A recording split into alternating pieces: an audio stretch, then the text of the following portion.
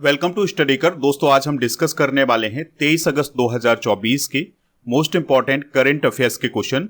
तो आप इस पूरे लेक्चर को बहुत ही ध्यान से लास्ट तक जोड़ देखिएगा। पहला और इंपॉर्टेंट क्वेश्चन है 26वें सीएट क्रिकेट पुरस्कारों में वर्ष का सर्वश्रेष्ठ अंतरराष्ट्रीय क्रिकेटर किसे चुना गया है। आंसर हो जाएगा रोहित शर्मा। तो अभी हाल ही में सीएट क्रिकेट पुरस्कार प्रदान किए गए हैं, तो उसमें best international cricketer of the year किसे चुना गया है, रोहित शर्मा को। रोहित शर्मा की कप्तानी में इस साल भारतीय क्रिकेट टीम ने टी20 वर्ल्ड कप जीता हुआ है। टी20 वर्ल्ड कप के बाद 3 क्रिकेटरों ने संन्यास लिया था टी20 से। उसमें पहला नाम था रोहित शर्मा, दूसरा नाम था विराट कोहली और तीसरा नाम था रविंद्र जडेजा। अच्छा, 2024 में ये जो टी20 वर्ल्ड कप हुआ था ये कहाँ हुआ था, किस देश में हुआ था? तो ये अमेरिका और वेस्ट इंडीज में हुआ था। भारत ने किसको हरा करके टी20 वर्ल्ड कप जीता हुआ है? तो साउथ अफ्रीका को हरा करके जीता हुआ है।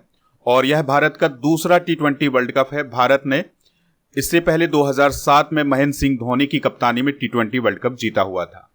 तो ये जो सीएट क्रिकेट पुरस्कार हैं इनकी घोषणा 21 अगस्त को की गई है और यह क्रिकेट के सबसे प्रतिष्ठित पुरस्कार माने जाते हैं। यह पुरस्कार दुनिया भर के क्रिकेटरों को प्रदान किए जाते हैं। पहली बार यह कब प्रदान किए गए थे? 1995-96 में। तो 2023-24 के सीएट पुरस्कारों के विजेता डिस्कस कर लेते हैं। तो लाइफ टाइम अचीवमेंट पुरस्कार दिया गया है राहुल द्रविड़ को और वर्ष का सर्वश्रेष्ठ पुरुष अंतरराष्ट्रीय क्रिकेटर किसे चुना गया है? रोहित शर्मा को। सर्वश्रेष्ठ टेस्ट बल्लेबाज किसे चुना गया है? यशस्वी जायसवाल को। और सर्वश्रेष्ठ टेस्ट गेंदबाज किसे चुना गया है? रविचंद्रन अश्विन को। सर्वश्रेष्ठ वनडे बल्लेबाज किसे चुना गया है? विराट कोहली को। सर्वश्रेष्ठ वनडे गेंदबाज के रूप में किसे चुना गया है? मोहम्मद शमी को।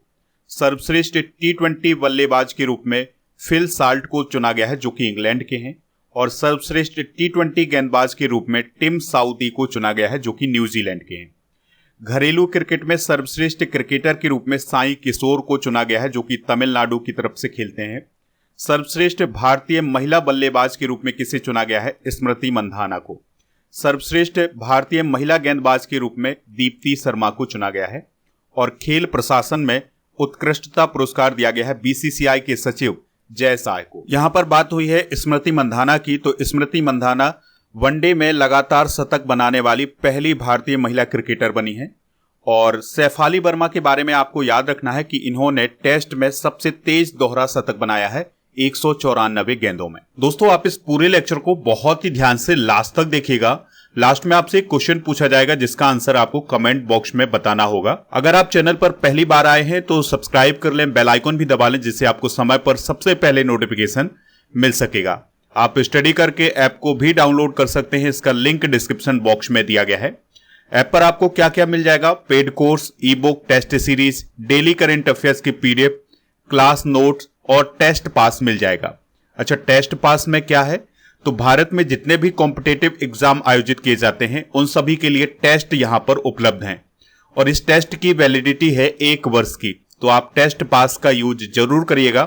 तो टेस्ट पास को प्राप्त करने के लिए ऐप को डाउनलोड करें और टेस्ट पास वाले ऑप्शन पर जाएंगे तो आपको ये टेस्ट पास मिल जाएगा। अगला क्वेश्चन है, हाल ही में वैज्ञानिकों ने किस ग्रह की सतह की गहराई में तरल जल की खोज की है? आंसर हो जाएगा इसका मंगल, यानी मार्स ग्रह पर अभी हाल ही में लिक्विड फॉर्म में वाटर पाया गया है जो कि काफी महत्वपूर्ण खोज मानी जा रही है। तो नासा के मार्स इनसाइट लैंडर से एक डेटा प्राप्त हुआ है। तो उसमें यह कहा गया है कि जो मार्स ग्रह है उसकी सतह से 10 से 20 किलोमीटर की गहराई पर जल है और जल लिक्विड फॉर्म में है। इससे पहले भी मार्स पर जल की खोज की गई है लेकिन वो बर्फ के रूप में पाया गया है, लेकिन अब वहां पर जो जल की खोज की गई है वो लिक्विड फॉर्म में पाया गया है। मार्स ग्रह के बारे में कुछ बेसिक जानकारी डिस्कस करते हैं। तो मंगल को लाल ग्रह के नाम से भी जाना जाता है क्योंकि इस पर आयरन ऑक्साइड की अधिकता होती है। तो यहां पर आप मार्स की पिक्चर देख पा रहे हैं और इसका रंग आपको रेड दिखाई दे रहा है और ये रेड रंग जो है वो किसके कारण है? आयरन ऑक्साइड के कारण। मंगल ग्रह के 2 चंद्रमा यानी कि 2 उपग्रह हैं, उनके नाम है फोबोस और डीमोस। मंगल ग्रह के ध्रुवों पर 50 लाख क्यूबिक किलोमीटर बर्फ जमी हुई है। मंगल ग्रह 687 दिन में सूर्य की परिक्रमा पूरी करता है। 1965 में नासा ने मंगल ग्रह पर मार्नर 4 स्पेसक्राफ्ट भेजा था और यह पहला सफल मंगल मिशन था। इसरो के द्वारा मंगलयान 24 सितंबर 2014 को भेजा गया था, इस बात को भी आप याद रखिएगा। हाल ही में नासा के वैज्ञानिकों के द्वारा मार्स ग्रह पर सल्फर के मिलने की भी घोषणा की गई थी। सौरमंडल से रिलेटेड कुछ इंपॉर्टेंट फैक्ट डिस्कस करते हैं। तो सौरमंडल में ग्रहों की संख्या कितनी है? 8। पहले कितने हुआ करते थे? 9। लेकिन 24 अगस्त 2006 को प्लूटो को ग्रहों की परिभाषा से अलग कर दिया गया था। हैली धूमकेतु कितने वर्ष के बाद दिखाई देता है या इसका आवर्तकाल कितना होता है? 76 वर्ष। उत्तरी गोलार्ध में सबसे बड़ा दिन कब होता है? 21 जून को। रात दिन बराबर कब होते हैं? 21 मार्च और 23 सितंबर को। जीवाश्म ग्रह किसे कहा जाता है? चंद्रमा को। निक्स ओलंपिया कोलंपस पर्वत किस ग्रह पर है? मंगल ग्रह पर। सौरमंडल की खोज किसने की थी? कॉपरनिकस ने। सूर्य में कौन कौन सी गैसें हैं? हाइड्रोजन और हीलियम। सर्वप्रथम पृथ्वी की त्रिज्या किसने मापी थी? इरेटोस्थेनीज ने। और बृहस्पति की खोज किसने की थी? गैलीलियो ने। नेक्स्ट क्वेश्चन है, डॉक्टरों की सुरक्षा सुनिश्चित करने के लिए सुप्रीम कोर्ट ने कितने सदस्यों वाले राष्ट्रीय टास्क फोर्स का गठन किया है? आंसर हो जाएगा 10 सदस्यों वाले। दोस्तों, कोलकाता की घटना तो आपको पता ही होगी क्योंकि काफी न्यूज में है। तो कोलकाता का जो आरजी कर मेडिकल कॉलेज और हॉस्पिटल है, वहां पर एक महिला डॉक्टर की हत्या कर दी गई और उसका रेप भी किया गया है। इसके बाद पूरे देश के जो डॉक्टर हैं उन्होंने हड़ताल की। इसके बाद सुप्रीम कोर्ट ने स्वतः संज्ञान लिया और सुप्रीम कोर्ट ने अब ये कहा है कि डॉक्टरों की सुरक्षा सुनिश्चित करने के लिए और प्रोटोकॉल तैयार करने के लिए एक 10 सदस्यीय राष्ट्रीय टास्क फोर्स बनाया जाएगा। और यह जो टास्क फोर्स बनाया गया है, यह जो हेल्थ वर्कर हैं उनकी सुरक्षा और सुविधाओं के लिए एक प्रोटोकॉल तैयार करेगा। इस टास्क फोर्स में वरिष्ठ डॉक्टर शामिल किए गए हैं। इसके अलावा कैबिनेट सचिव, स्वास्थ्य सचिव, राष्ट्रीय चिकित्सा आयोग के अध्यक्ष और राष्ट्रीय परीक्षक बोर्ड के अध्यक्ष शामिल किए गए हैं। इसके अलावा सुप्रीम कोर्ट ने लैंगिक हिंसा को रोकने के लिए एक राष्ट्रीय कार्य योजना बनाने का भी आदेश दिया है। सुप्रीम कोर्ट की बेसिक जानकारी डिस्कस करते हैं। तो सुप्रीम कोर्ट भारत की शीर्ष अदालत है और यह 26 जनवरी 1950 को अस्तित्व में आया था और यह एक संवैधानिक निकाय है। संवैधानिक निकाय का मतलब यह है कि इसका वर्णन संविधान में किया गया है। तो भारतीय संविधान के अनुच्छेद 124 से 147 तक इसका वर्णन किया गया है। वर्तमान में मुख्य न्यायाधीश कौन है? DY चंद्रचूड़। अगला क्वेश्चन है, भारत यूरोपीय संघ क्षेत्रीय सम्मेलन का आयोजन कहाँ किया गया है? आंसर हो जाएगा नई दिल्ली में। तो देखिए, अंतर्राष्ट्रीय स्तर के जितने भी सम्मेलन हैं वो लगभग नई दिल्ली में ही आयोजित किए जाते हैं। तो अभी भारत यूरोपीय संघ क्षेत्रीय सम्मेलन का आयोजन नई दिल्ली में 21 और 22 अगस्त को किया गया है। इस सम्मेलन का उद्देश्य था डिजिटल क्षेत्र में हिंसक उग्रवाद के द्वारा उत्पन्न बहुआयामी चुनौतियों से निपटना। इस सम्मेलन में भारत, बांग्लादेश, मालदीव, श्रीलंका और यूरोप के विशेषज्ञ शामिल हुए थे। नीति निर्माता और शिक्षाविद ये सभी शामिल हुए थे। यूरोपीय यूनियन के बारे में बात करें तो यह 27 देशों का एक राजनीतिक और आर्थिक संघ है और इसमें जितने भी देश शामिल हैं, यानी जो 27 देश हैं, यह यूरोप महाद्वीप के देश हैं। यूरोपीय यूनियन की स्थापना कब हुई थी? 1993 में। यूरोपीय परिषद के अभी हाल ही में अध्यक्ष बने हैं चार्ल्स मिशेल। यूरोपीय आयोग के अध्यक्ष कौन बने हैं? Ursula von der Leyen. और यूरोपीय संघ की परिषद की अध्यक्षता मिली है हंगरी को। तो 6 महीने के लिए किसी भी देश को, यानी कि जो यूरोपीय यूनियन का मेंबर है, उसे यूरोपीय संघ की परिषद की अध्यक्षता मिलती है। तो अभी हंगरी को मिली है। यूरोपीय संसद के अध्यक्ष कौन है? रॉबर्टा मेत्सोला। 2012 में यूरोपीय यूनियन को नोबेल शांति पुरस्कार से सम्मानित किया गया था। यूके यानी यूनाइटेड किंगडम ने 2020 में यूरोपीय यूनियन को छोड़ दिया था। ये फैक्ट भी आप नोट कर ले। चलिए कुछ प्रमुख सम्मेलन डिस्कस करते हैं। जैसे 50वां G7 शिखर सम्मेलन 2024 इटली में आयोजित किया गया था। 148वां संसदीय सम्मेलन 2024 स्विट्जरलैंड में आयोजित किया गया है। परमाणु सुरक्षा पर अंतर्राष्ट्रीय सम्मेलन 2024 ऑस्ट्रिया की कैपिटल वियना में आयोजित किया गया है। क्रिटिकल मिनरल्स शिखर सम्मेलन 2024 नई दिल्ली में आयोजित किया गया है। सेना कमांडरों का सम्मेलन 2024 हाइब्रिड मोड में नई दिल्ली में आयोजित किया गया है। राष्ट्रीय युवा सम्मेलन 2024 नासिक में आयोजित किया गया है। भारत नाइजीरिया संयुक्त आयोग की बैठक 2024 अबुजा नाइजीरिया में आयोजित की गई है। क्षेत्रीय राजभाषा सम्मेलन 2024 बेंगलुरु में आयोजित किया गया है और विंग्स इंडिया 2024 का आयोजन हैदराबाद में किया गया है। चलिए बढ़ते हैं अगले क्वेश्चन की तरफ। 700 मेगावाट का परमाणु ऊर्जा रिएक्टर काकरापार परमाणु ऊर्जा स्टेशन चालू हो गया है। यह किस राज्य में है? आंसर हो जाएगा गुजरात में। तो गुजरात के सूरत में स्थित है काकरापार परमाणु ऊर्जा स्टेशन। तो इसकी चौथी यूनिट अभी हाल ही में शुरू की गई है 21 अगस्त 2024 को, और इसकी क्षमता कितनी है? 700 मेगावाट की। और दोस्तों आपको याद रखना है कि यह स्वदेश निर्मित यूनिट बनाई गई है। इससे पहले काकरापार परमाणु ऊर्जा स्टेशन की यूनिट 3 2023 में शुरू की गई थी। दोस्तों भारत सरकार का ये लक्ष्य है कि आने वाले समय में 14 और 700 मेगावाट के परमाणु ऊर्जा रिएक्टरों का निर्माण किया जाए, और ये रिएक्टर 2031 से 32 तक शुरू हो सकते हैं। अगर आपसे पूछा जाए कि वर्तमान में कितने रिएक्टर संचालित कर रहा है nuclear power corporation of India limited, तो 24 रिएक्टर संचालित कर रहा है, और इनकी क्षमता कितनी है? 8180 मेगावाट। भारत के परमाणु ऊर्जा संयंत्र भी डिस्कस कर लेते हैं। तो कैगा परमाणु ऊर्जा संयंत्र कहाँ है? कर्नाटक में। तो कैगा कर्नाटक में, ऐसे आप याद रख सकते हैं। काकरापार परमाणु संयंत्र कहाँ है? सूरत, गुजरात में। इसको अभी हमने डिस्कस किया हुआ है। कुडनकुलम परमाणु संयंत्र तमिलनाडु में, और कलपक्कम परमाणु संयंत्र ये भी तमिलनाडु में है। ठीक है, तो तमिलनाडु एकमात्र ऐसा राज्य है जहां पर 2 परमाणु संयंत्र हैं, कुडनकुलम और कलपक्कम। नरोरा पावर प्लांट उत्तर प्रदेश में है। रावतभाटा परमाणु ऊर्जा संयंत्र कोटा राजस्थान में है। तारापुर परमाणु संयंत्र ये महाराष्ट्र राज्य में है। अगला क्वेश्चन आपसे पूछा जा रहा है, मध्य प्रदेश सरकार ने लता मंगेशकर पुरस्कार 2023 किसे प्रदान किया है? आंसर हो जाएगा इसका के.एस. चित्रा को। तो दोस्तों मध्य प्रदेश सरकार के द्वारा लता मंगेशकर जी की याद में लता मंगेशकर पुरस्कार प्रदान किया जाता है। तो 2022 के लिए उत्तम सिंह को यह प्रदान किया गया है जो कि एक संगीतकार हैं, और 2023 के लिए के.एस. चित्रा को प्रदान किया गया है जो कि एक पार्श्व गायिका हैं।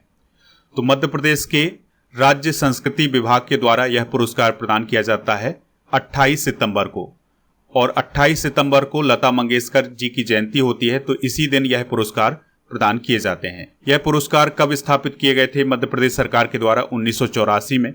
इसका उद्देश्य है संगीत के क्षेत्र में उत्कृष्टता को बढ़ावा देना। इसके अंतर्गत 2 लाख रुपए की नगद राशि प्रदान की जाती है। लता मंगेशकर के बारे में बेसिक जानकारी डिस्कस करते हैं। तो इनका जन्म कब हुआ था? 28 सितंबर 1929 को। अच्छा, इनका निधन कब हुआ था? 6 फरवरी 2022 को। इन्हें किन किन नामों से जाना जाता था? Queen of melody, nightingale of India, voice of the millennium, इन नामों से इन्हें जाना जाता था। 1989 में दादा साहब फाल्के पुरस्कार इन्हें प्रदान किया गया था। 2001 में भारत रत्न से भी इन्हें सम्मानित किया गया था। अच्छा, भारत रत्न की बात आई है तो 2024 में कितने लोगों को भारत रत्न दिया गया है? 5 लोगों को। पहला नाम है कर्पूरी ठाकुर का, दूसरा है लाल कृष्ण आडवाणी का, तीसरा नाम है चौधरी चरण सिंह का, चौथा नाम है पीवी नरसिम्हा राव का, और 5वां नाम है एम.एस. स्वामीनाथन का। तो इन 5 लोगों को भारत रत्न प्रदान किया गया है 2024 में। चलिए कुछ प्रमुख पुरस्कार डिस्कस करते हैं। जैसे लीफ एरिक्सन लूनर पुरस्कार इसरो को प्रदान किया गया है। National order of merit gold medal ये भूटान के द्वारा पूनम खेत्रपाल सिंह को प्रदान किया गया है। CMD of the year 2024 Pradeep Kumar Das को। एम.एस. स्वामीनाथन पुरस्कार 2024 प्रोफेसर B.R. कंबोज को। कुवेम्पु पुरस्कार 2023 शीर्षेंदु मुखोपाध्याय को प्रदान किया गया है। महागौरव पुरस्कार निखिल वाघ को, और शंकर स्मृति पुरस्कार 2023 पुजारी ईश्वरी प्रसाद नंबूदरी को प्रदान किया गया है। GD बिरला पुरस्कार 2024 डॉक्टर अदिति सेंडे को प्रदान किया गया है, और रोमेन रोलैंड पुस्तक पुरस्कार 2024 पंकज कुमार चटर्जी को प्रदान किया गया है। चलिए दोस्तों बढ़ते हैं अगले क्वेश्चन की तरफ। काफी इंपॉर्टेंट क्वेश्चन है। इसरो के द्वारा अगले 5 सालों में कितने सैटेलाइट लॉन्च किए जाएंगे? तो 70 सैटेलाइट लॉन्च किए जाएंगे। तो इसरो के जो प्रमुख हैं डॉक्टर S. सोमनाथ जी, उनके द्वारा ये कहा गया है कि इसरो अगले 5 सालों में 70 सैटेलाइट लॉन्च करेगा। इसके अलावा चंद्रयान 4 और चंद्रयान 5 भी लॉन्च करेगा इसरो। अंतरिक्ष से रिलेटेड कुछ इंपॉर्टेंट करंट अफेयर्स डिस्कस कर लेते हैं। तो भारत और फ्रांस के द्वारा एक संयुक्त सैटेलाइट मिशन लॉन्च किया जाएगा जिसका नाम होगा तृष्णा, और इसके माध्यम से पृथ्वी के तापमान की निगरानी की जाएगी। दक्षिण कोरिया के द्वारा अपनी एक राष्ट्रीय अंतरिक्ष एजेंसी लॉन्च की गई है जिसका नाम है कासा। गोपी थोटाकुरा अंतरिक्ष में जाने वाले पहले भारतीय पर्यटक अभी हाल ही में बने हैं। नासा ने डेविड सलवाग्नी को अपना पहला AI चीफ ऑफिसर अभी हाल ही में नियुक्त किया है। चाइना के द्वारा एक चंद्र मिशन लॉन्च किया गया था 2024 में जिसका नाम है चांगई 6। तो इसका उद्देश्य था चंद्रमा से मिट्टी लाना पृथ्वी पर। रूस ने अपना पहला अंगारा A5 रॉकेट अभी हाल ही में लॉन्च किया है। चलिए बढ़ते हैं अगले क्वेश्चन की तरफ। पहला राष्ट्रीय अंतरिक्ष दिवस कब मनाया जाएगा? आंसर हो जाएगा 23 अगस्त को। तो दोस्तों अब भारत में हर साल 23 अगस्त को राष्ट्रीय अंतरिक्ष दिवस मनाया जाएगा। तो 2024 में यह पहला राष्ट्रीय अंतरिक्ष दिवस मनाया जा रहा है। दोस्तों यह 23 अगस्त को क्यों मनाया जा रहा है? क्योंकि 23 अगस्त 2023 को भारत का जो चंद्रयान 3 था वो चंद्रमा के दक्षिणी ध्रुव पर पहुंचा था। तो इसी घटना को याद करने के लिए ही 23 अगस्त को राष्ट्रीय अंतरिक्ष दिवस मनाने की घोषणा की गई है। 2024 की थीम क्या है? चंद्रमा को छूते हुए जीवन को छूना, भारत की अंतरिक्ष गाथा। तो ये थीम भी आप नोट कर लें। चलिए कुछ इंपॉर्टेंट फैक्ट भी डिस्कस करते हैं। तो चंद्रयान 3 को कब लॉन्च किया गया था? 14 जुलाई 2023 को। किस रॉकेट से लॉन्च किया गया था? ये काफी इंपॉर्टेंट है। GSLV Mark 3 से, यानी LVM-3 से इसे लॉन्च किया गया था। लैंडर का नाम क्या था? विक्रम। रूस, अमेरिका और चाइना के बाद चंद्रमा पर जाने वाला चौथा देश कौन है? भारत। और चंद्रमा के दक्षिणी ध्रुव पर उतरने वाला पहला देश कौन है? भारत। चंद्रयान 3 का जो लैंडर था विक्रम, जहां पर उतरा था यानी कि जहां पर उसने लैंडिंग की थी, उस पॉइंट का नाम क्या दिया गया है? शिव शक्ति पॉइंट। चंद्रयान 3 मिशन का जो बजट था वो कितना था? लगभग 615 करोड़ का। अगला क्वेश्चन है संयुक्त राष्ट्र कमान यानी यूनाइटेड नेशन कमांड का 18वां सदस्य देश कौन बना है? आंसर हो जाएगा जर्मनी। तो देखिए दोस्तों, जर्मनी अभी हाल ही में यूएनसी का 18वां सदस्य बना है। अब ये यूएनसी क्या है? तो 1950 में कोरिया युद्ध हुआ था, जो कि दक्षिण कोरिया और उत्तर कोरिया के बीच में था।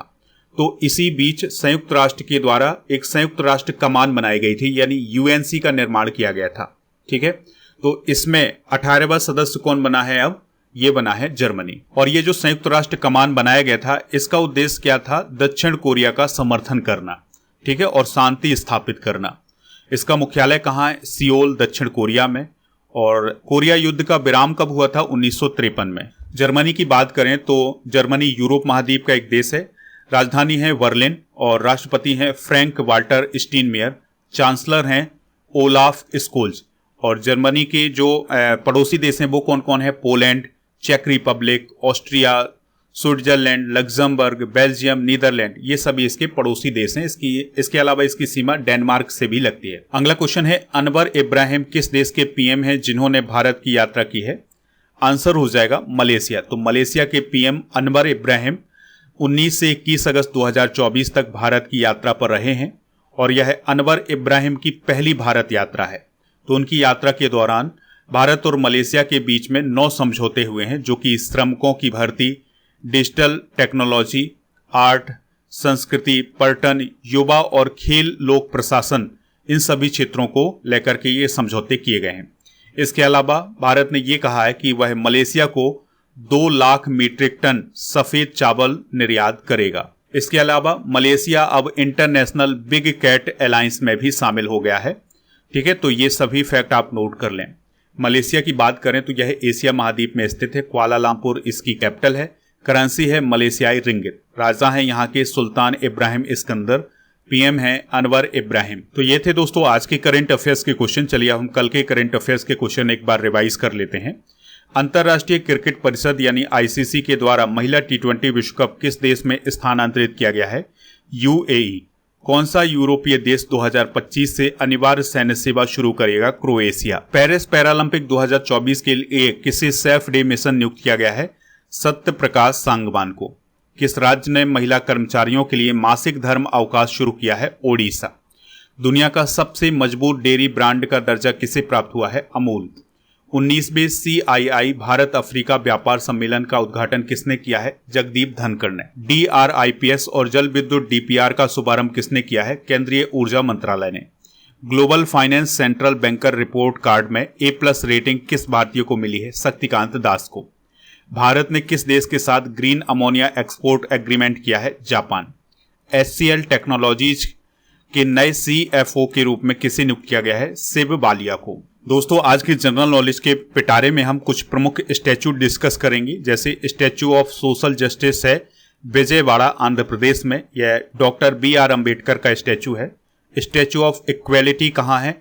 भारत के बाहर, ये है अमेरिका के मैरीलैंड में। और ये डॉक्टर BR अम्बेडकर का स्टैचू है। भारत में स्टैचू ऑफ इक्वेलिटी कहाँ है? हैदराबाद में। और ये रामानुजाचार्य का स्टैचू है। स्टैचू ऑफ वननेस कहाँ है? ओमकारेश्वर मध्य प्रदेश में, और ये आदि गुरु शंकराचार्य का स्टैचू है। स्टैचू ऑफ प्रोस्पेरिटी कहाँ है? बेंगलुरु में, और ये नाद प्रभु केम्पेगौंडा का स्टैचू है। स्टैचू ऑफ नॉलेज कहाँ है? लातूर में, और ये डॉक्टर BR अम्बेडकर का स्टैचू है। स्टैचू ऑफ पीस कहाँ है? पाली राजस्थान में, यह विजय वल्लभ सुरीश्वर जी महाराज का स्टैचू है। स्टैचू ऑफ यूनिटी कहाँ है? ये है केवड़िया गुजरात में, और ये सरदार वल्लभ भाई पटेल का स्टैचू है। स्टैचू ऑफ बिलीव कहाँ है? ये है नाथ द्वारा राजस्थान में, और ये भगवान शिव का स्टैचू है। दोस्तों, कल के करंट अफेयर्स में आपसे पूछा गया था कि रणजी ट्रॉफी का संबंध किस खेल से है, तो संबंध है इसका क्रिकेट से। लगभग सभी लोगों ने इसका आंसर क्रिकेट बताया हुआ है। आज का जो क्वेश्चन है, कैगा परमाणु संयंत्र किस राज्य में है? जो भी इसका राइट आंसर हो कमेंट बॉक्स में जरूर बताएं, हमें इंतजार रहेगा आपके आंसर का। अगर आप इस लेक्चर का PDF प्राप्त करना चाहते हैं तो टेलीग्राम चैनल को ज्वाइन कर लीजिएगा। आपको टेलीग्राम पर जाना है और स्टडी कर ऑफिशियल सर्च करना है। जैसे ही आपको यह चैनल मिल जाए, इससे आप ज्वाइन हो जाएं, तो आपको PDF भी मिल जाएगा। स्टडी कर का ऐप भी डाउनलोड कर सकते हैं, तो यहाँ पर आपको paid course, ebook, test series, daily current affairs की PDF ये सभी मिल जाएगा। इसके अलावा जनवरी 2024 से अगस्त 2024 तक के करंट अफेयर्स की ई-बुक मिल जाएगी, हिंदी और इंग्लिश दोनों मीडियम में। और जुलाई 2024 के करंट अफेयर्स की ई-बुक भी आपको हिंदी इंग्लिश दोनों मीडियम में यहाँ पर मिल जाएगी। डेली करंट अफेयर्स का टेस्ट आयोजित किया जाता है ऐप पर, तो इसको भी आप प्राप्त कर सकते हैं ऐप से। तो टेस्ट सीरीज वाले ऑप्शन पर जाएंगे तो आपको डेली करंट अफेयर्स का टेस्ट मिल जाएगा।